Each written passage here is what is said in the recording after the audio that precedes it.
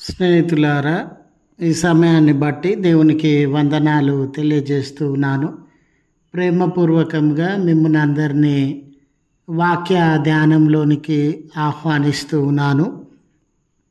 ఉన్నత స్థలముల మీద అనే ఆలోచనను మీతో కూడా పంచుకోవడానికి ఇష్టపడుతూ ఉన్నాను కనుక దేవుని యొక్క వాక్యమును మీరు ముగింపు వరకు ఆలకించాలని మీ కుటుంబ సభ్యులతోనూ తోటి విశ్వాసులతోనూ ఈ వీడియో షేర్ చేసుకోవాలని, మీ ప్రార్థన మనవులు ఎటువైనను కామెంట్స్ రూపంలో కానీ ఫోన్ కాల్ ద్వారా కానీ తెలియజేయండి. నమ్మకంగా మీ కొరకు ప్రార్థిస్తాము. ఈ వీడియో మీ ఆధ్యాత్మిక జీవితములకు ఉపయోగకరంగా ఉంది అని మీకు అనిపిస్తే దయచేసి ఈ ఛానల్ను సబ్స్క్రైబ్ చేసుకునవలసినదిగా మనవి చేస్తూ ఉన్నాను. లేఖనము హబకుక్కు 3వ అధ్యాయము 19వ వచనము. ఉన్నత స్థలముల మీద ఆయన నన్ను నడువజేయును. స్నేహితులారా, బిబ్లికల్గా కానివ్వండి, సాధారణంగా కానివ్వండి, ఉన్నత స్థలముల మీద లేక ఉన్నత స్థలము అనేటటువంటిది పాజిటివ్ వర్డ్ అండి. ఇది ఎత్తైన స్థలాన్ని సూచించేటటువంటి పదము. ఉన్నత స్థలము అనేది బిబ్లికల్గా బైబిల్ పరంగా మనము గమనించినప్పుడు ఎన్నో ఆధ్యాత్మిక సత్యములను మనకు తెలియజేస్తున్నటువంటి పదము. చూడండి, మన గృహంలో అయినా కూడా ఏదైనా పరిశుద్ధము పవిత్రమైన వస్తువని మనం భావించిన దానిని ఎక్కడో కాళ్ళ దగ్గర కాకుండా ఎత్తైన స్థలంలో ఉంచడానికి ఇష్టపడేటటువంటి వారంగా ఉంటాం. మత సంబంధమైనటువంటి పరిశుద్ధ గ్రంథములు అని ఎంచబడిన వాటిని ఎత్తైన స్థలంలో ఉంచుతాం. కొంతమంది విశ్వాసులైతే వారి వారి గృహాలలో వాక్యము రాసి ఉన్నటువంటి చిత్రపటాలను కానివ్వండి, లేక దైవ సంబంధమైనటువంటి ఏదైనా వస్తువు అయినా కానివ్వండి, ఎత్తైన స్థలంలో కాళ్ళకి కానివ్వండి, చిన్న బిడ్డలకు కానివ్వండి దొరకకుండా, అవి ఆట వస్తువులుగా చూడకుండా ప్రత్యేకమైనటువంటి వస్తువులుగా చూస్తూ ఎత్తైన స్థలంలో వాటిని ఉంచడాన్ని మనము గమనించేటటువంటి వారంగా ఉంటాం. అదే రీతిగా లేఖనముల యందు మనము గమనించినప్పుడు సీనాయి కొండ కానివ్వండి, హోరేబు కొండ కానివ్వండి, గెరిజీము కొండ కానివ్వండి, మన ఇతరత్ర కొండలన్నీ కూడా ఎత్తైన స్థలాలుగా ఉండినట్లు మనము లేఖనాలలో గమనించేటటువంటి వారంగా ఉంటాం.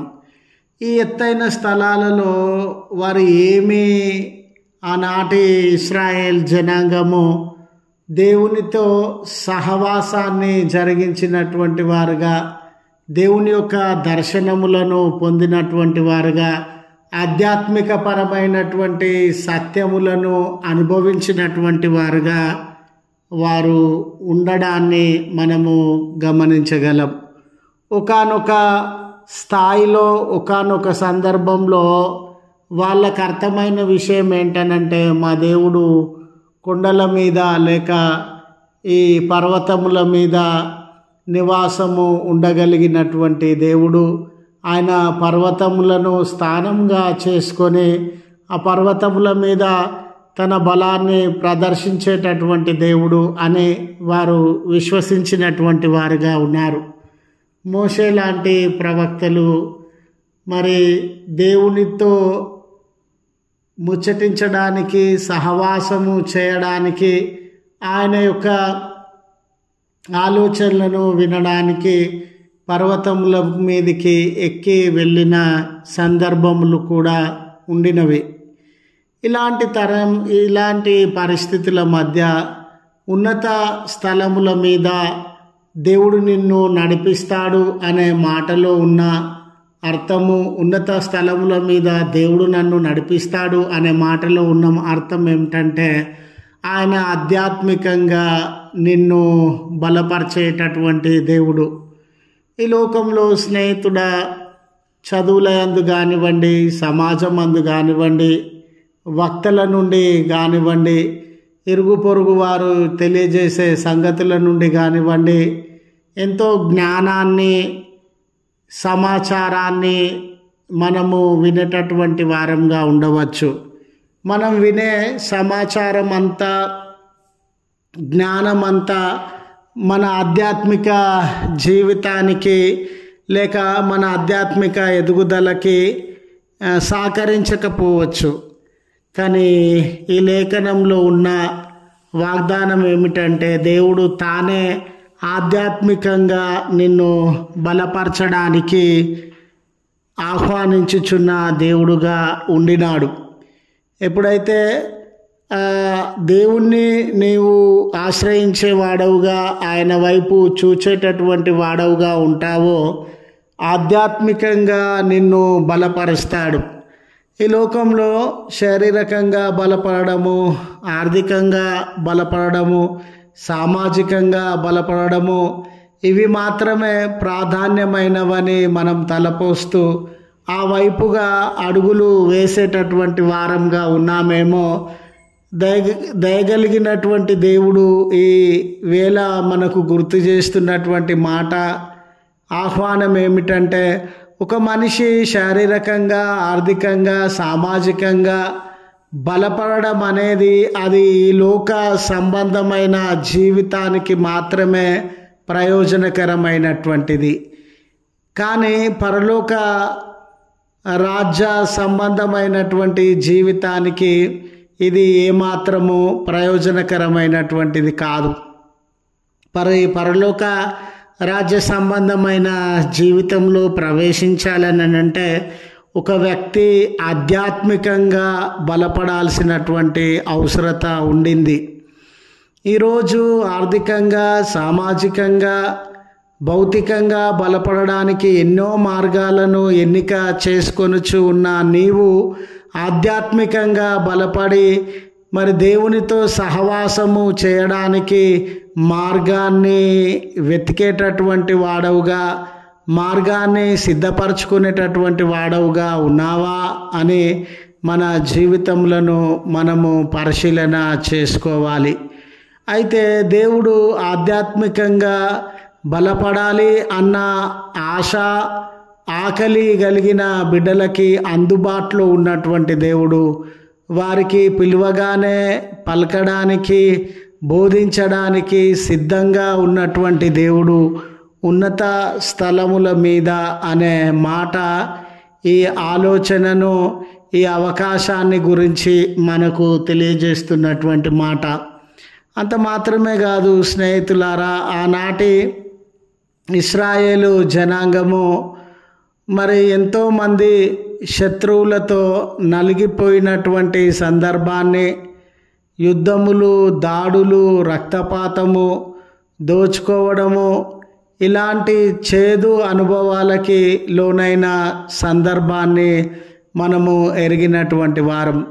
ఇలా శత్రువుల నుండి తమను తాము కాపాడుకోవడానికి, దోపిడీల నుండి, యుద్ధము, రక్తపాతము నుండి తమను తాము కాపాడుకోవడానికి కొండల మీద, పర్వతముల మీద నివాసం ఉండడము మార్గంగా వారు ఎంచుకొనినటువంటి వారుగా ఉండినారు.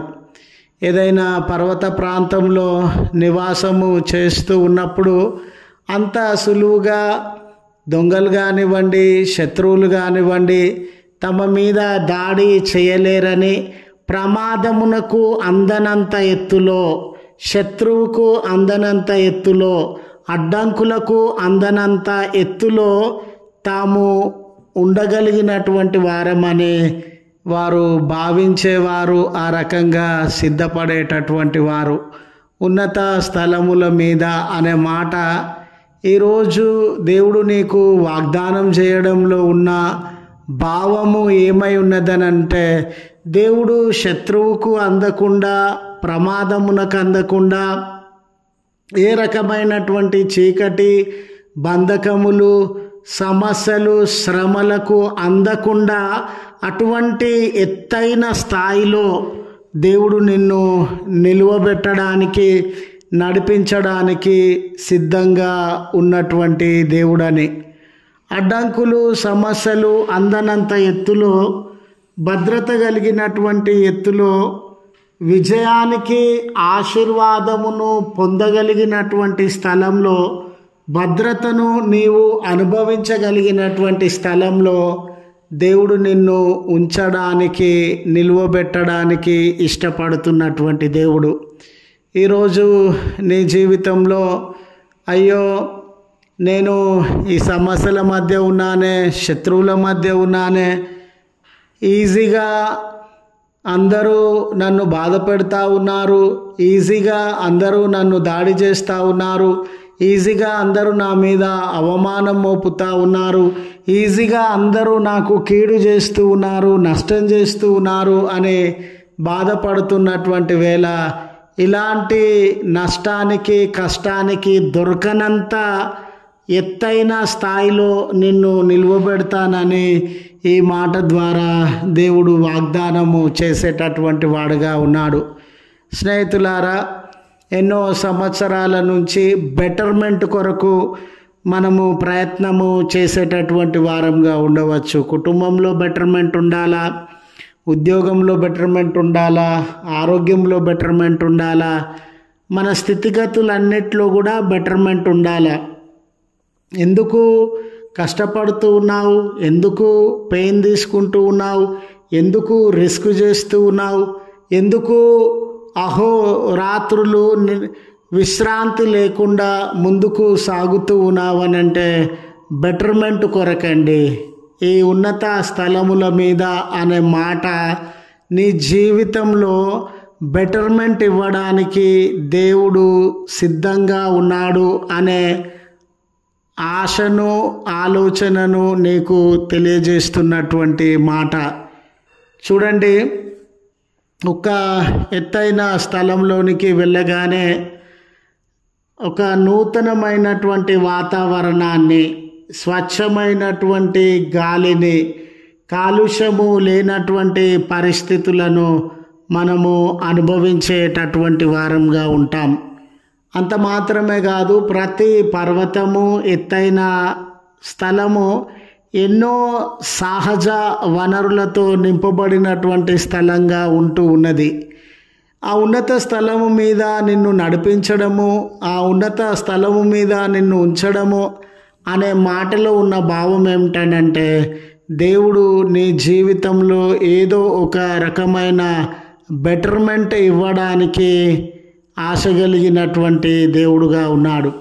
గనుక నీ స్నేహితుల నీ జీవితంలో భద్రతను కోరేటటువంటి వాడవుగా ఉన్నావా?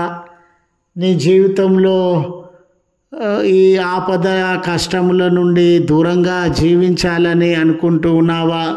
జీవితంలో కొంచెం బెటర్మెంట్ అయితే బాగుండు అన్న ఆశ కలిగి ఉన్నావా? దానిని అందించడానికి దేవుడు నీకు వాగ్దానము చేస్తున్నటువంటి దేవుడుగా ఉన్నాడు. రెండవ వైపు, కేవలము ఆర్థికంగా బలపడితే, సామాజికంగా బలపడితే, రాజకీయంగా బలపడితే, భౌతికంగా బలపడితే ఇవి మాత్రమే ప్రయోజనకరమైన విషయాలు కావు. నీవు ఆధ్యాత్మికంగా బలపడాల్సినటువంటి అవసరత ఉండింది. దానికి కూడా దేవుడు నిన్ను ఆధ్యాత్మికంగా బలపరచడానికి సిద్ధంగా ఉన్న దేవుడని గుర్తు చేస్తూ ఈ మాటలను ముగిస్తూ ఉన్నాను.